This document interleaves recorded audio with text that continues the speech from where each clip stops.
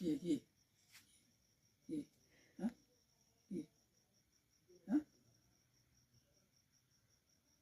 কি গম পোৱা নাছিলো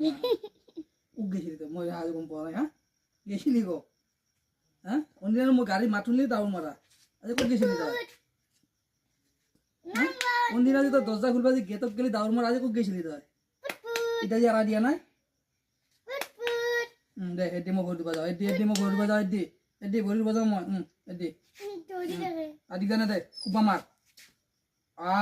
চাওচোন তাক নাটক চাও এই নাটক নকৰবি কৈছি না কৈছি